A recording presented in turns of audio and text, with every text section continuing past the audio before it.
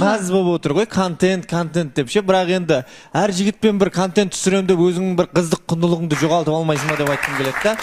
Енді контенттің де түрі бар, бірақ бұның түсіретін контенттері тек махаббат жайлы жігіттермен ше. Ана жігітпен бір махаббат жайлы түсіреді, мына жігітпен бір махаббат жайлы түсіреді.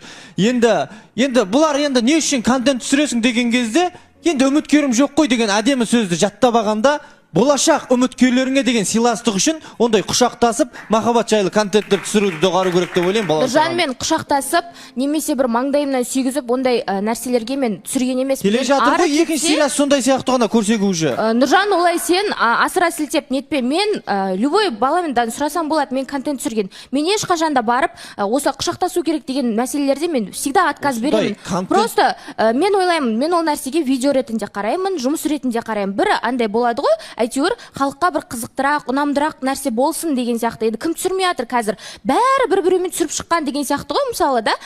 Просто асыра сілтеп бір сен құшақтатасың дегенге келтіріп тұрсың да сен, Нұржан? Жоқ, енді бәрі түсіріп жатыр ғой деп жұрт істегеннің бәрін істей бермейсің ғой сен. Халықтың алдында отырған адам болғаннан кейін үміткерлерге деген сыйластық болу керек та. Ол түсірген нәрсе, мысалы үміткер жігітке ұнап отқан жоқ. Қазір әйтеуір барынша менен әйтеуір жоқ деп айтқанмасын деп бәріне көніп отыр. Бір жігітше ертең шығады, мынауың ұнамайды деген сияқты. Сен түсіріп жатсың контентті, базар жоқ, түсіріп жатсың, халыққа қызық болсын дейсің да. Ол халыққа қызық үшін өзіңнің қыздық құндылығын жоғалтып аласың. Айтып жатсың, біреумен құшақтасқан жоқпын, біреумен бір қол ұстасқан жоқпын дейсің да, енді жайлап келе жатыр ғой сол нәрселерге. Махаббат жайлы тақырыптағы видеолар оның барлығы. Нұрдәулет? Жоқ, Балауса ханым, енді неқта бұл контент деген нәрсе, ол біздің